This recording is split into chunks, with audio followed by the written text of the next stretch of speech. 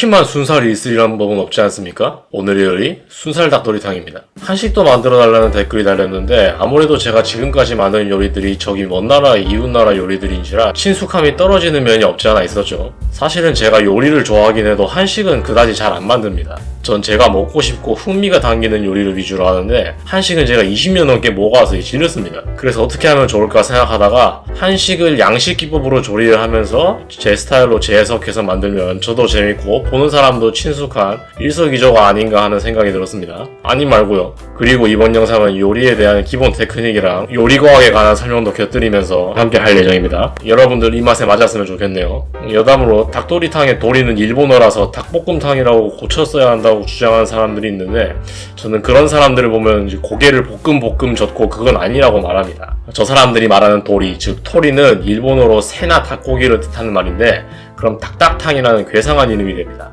병신 같죠? 순 우리말 중에 도리치다라는 말이 있습니다. 토막내다라는 뜻인데 그럼 닭도리탕은 닭고기를 토막으로 잘라서 만든 탕이라는 뜻이죠. 이게 요리를 봤을 때도 훨씬 합리적인 주장이라고 생각합니다. 잡설은 여기까지 하고 자 그럼 요리 시작합니다. 우선 저번에 많이 시켜서 아직도 남아있는 닭 다리살입니다. 4kg는 확실히 오래 먹네요. 한입 크기로 잘라줍니다. 한입 크기를 잘 모르시겠으면 고기를 잘라서 입안에 넣어보세요. 한 입에 들어가면 그게 한입 크기입니다. 진짜로 넣지 마시고요. 이미 넣으셨다고요? 괜찮습니다. 살모넬라 균좀 섭취했다고 죽게 하겠어요. 이제 팬에 기름을 두르고 예열을 해줍니다. 예의하신 분들은 뭔가 눈치채셨을 거예요. 우리 집 후라이팬이랑 뭔가 다르단걸요. 이건 스테인리스 팬이고요. 이건 가정에서 흔히 쓰는 알루미늄 코팅팬입니다. 코팅팬은 테프론 코팅으로 음식물이 팬에 달라붙는 걸 막아주는 아주 편리한 후라이팬입니다. 스텐팬은 그런 게 없어서 음식이 오질나게 달라붙고요. 그럼 왜 스텐팬을 쓰는 거냐 이렇게 물으실 수도 있는데 스텐팬도 장점이 있습니다. 코팅팬의 코팅은 영구적이지 않아요. 아무리 잘 관리를 해도 언젠간 벗겨지는 방법이 없습니다. 갖다 버려야 돼요. 반면에 스텐팬은 그런 게 없습니다.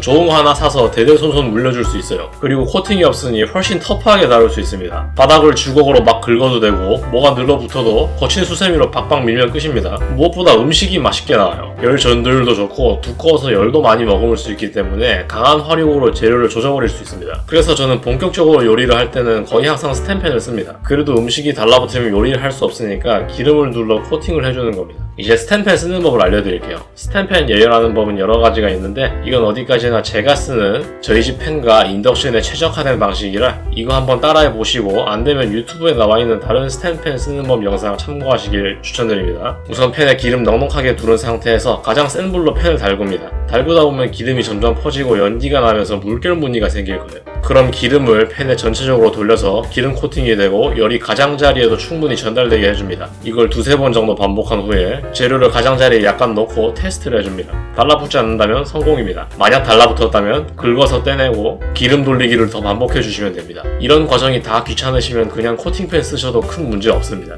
이제 고기를 팬에 넣고 겉면을 센 불로 구워줍니다. 왜 구워야 할까요? 그냥 냄비에 넣고 끓이면 되는 거 아니냐 라고 생각하실 수도 있는데 서양에서는 이런 스튜 요리를 할 때 고기 겉면을 구워주는 건 필수 과정입니다. 이렇게 겉면을 센 불로 지지는 걸 시어링이라고 하는데 이렇게 시어링을 하게 되면 재료 속 단백질과 당분이 고온으로 만나 반응하면서 표면이 갈색으로 변하고 여러가지 화학 반응으로 감칠맛이 상승하게 됩니다. 이러한 현상을 마이야르 반응이라고 합니다. 우리가 허여멀건한 고기보다 노릇노릇하게 구워진 고기를 더 맛있게 느끼는 이유도 이 마이야르 반응의 맛을 본능적으로 알고 있기 때문이죠. 서양에서는 이 점을 이해하고 물에 삶는 요리라도 한번 구워주는 과정을 거쳐서 감칠맛을 끌어올리는 거죠. 보세요. 이 허여멀건한 고기보다 훨씬 맛있겠죠? 고기 조각들을 전부 시어링의 맛을 끌어올립니다. 이 공정의 문제점은 기름이 존시나 튄다는 겁니다. 제 손도 튀겨지는 게 아닐까 싶을 정도로 기름이 많이 튀었어요. 족발을 만들고 싶진 않아서 비닐장갑을 끼고 고기를 전부 지져줬습니다. 고기를 다 지졌으면 고기는 전골 냄비로 들어가고 팬에 흥건한 기름도 좀 따라 버리겠습니다. 그리고 이 산유국 수준으로 기름 범벅인 인덕션이랑 주방도 좀 닦아주고요. 이 팬을 보시면 바닥에 뭔가 늘러붙어 있는데 이걸 뽕드라고 합니다. 재료에서 나온 맛성분들이 스텐팬 표면에 붙은 거죠. 하지만 이 붙었다는 표현이 무색해지게 물 한 컵 넣고 긁으면 다 떨어져 나갑니다. 이것도 맛있는 거니까 싹 다 긁어서 냄비에 넣어줍니다. 코팅팬을 쓰시면 이 공정은 건너뛰셔도 됩니다. 이제 냄비에 물 2컵 더 넣고 단맛을 위한 설탕 2테이블스푼, 붉은색과 매운맛을 위한 고춧가루 3테이블스푼, 고추장 1테이블스푼, 짠맛을 위한 간장 3테이블스푼, 감칠맛을 위한 액젓 1테이블스푼, 선택사항으로 소고기 다시다 1티스푼을 넣어줍니다. 근데 이 레시피에 항상 나오는 테이블 스푼, 티스푼, 컵은 정확히 얼마를 말하는 걸까요? 정답은 이 계량 스푼과 계량 컵에 있습니다. 대부분 레시피는 이 표준화된 계량 도구를 쓰고 실제 용량은 테이블 스푼이 15ml, 티스푼이 5ml, 컵이 200ml입니다. 여러분 집에 밥숟갈이랑 물컵이랑은 다릅니다. 그걸로 계량하면 요리 망해요. 이제 야채를 넣어주겠습니다. 국물 맛을 위한 양근과 당파 1개씩, 집에 남아있던 감자 3개,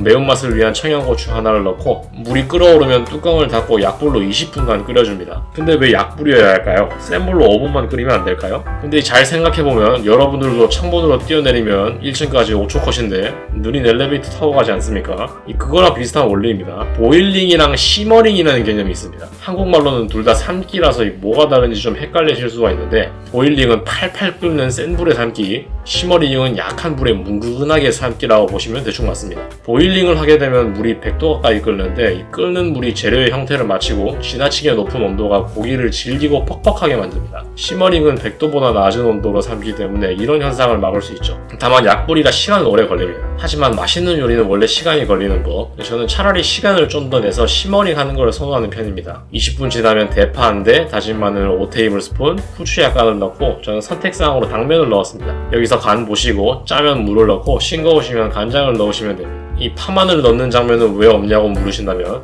이 녹화 버튼이 안 눌러져 있었습니다. 여러분들은 매사를 꼼꼼하게 확인하는 습관을 기르시길 바라고요. 한번 섞어주고 마무리로 10분간 삶아주겠습니다. 이제 식사하러 가시죠. 닭도리탕은 사실 저한테 추억의 요리입니다. 저희 할머니가 동네에서 조그마한 치킨집을 하셨는데 치킨집을 하다 보니까 항상 거기 닭이 있잖아요. 엄마가 그 닭을 사와서 닭도리탕을 만들어주시던 기억이 납니다. 먹어보겠습니다. 일단은 닭다리 가지고 싸움 날 일은 없겠다. 이거 딱 다리밖에 없으니까.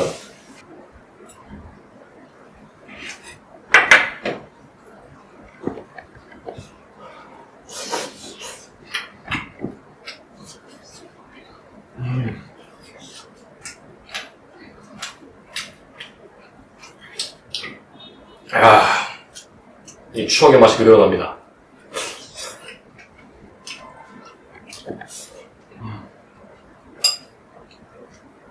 오랜만에 이렇게 한식 스타일로 제대로 차려서 먹어보세요.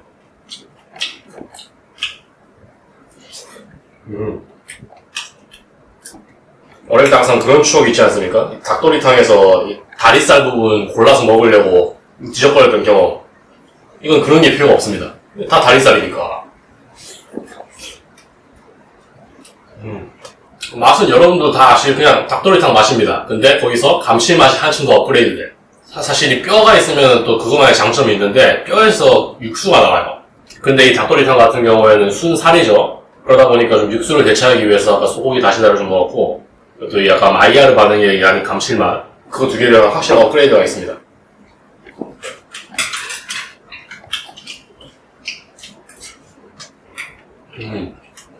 근데 확실한 거는 한 번 식혀서 뒀다가 내일 다시 데워 먹으면 더 맛있을 맛이에요.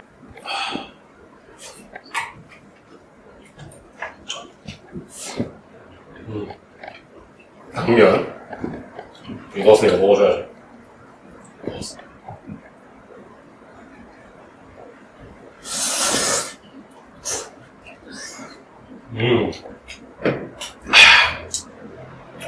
지금 당장 맛은 점수를 매기자면 한 별 5개 중에 한 4개 정도 될 것 같아요. 근데 이거 내일 되면은 5개로 변할 느낌입니다. 시간 좀 여유가 있으시면은 하루 뒀다 먹으세요. 바로 먹지 말고.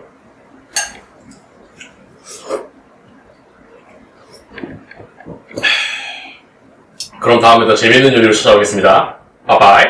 뭐라 해도 빠빠이. 빠빠이. 빠빠이. 빠빠이.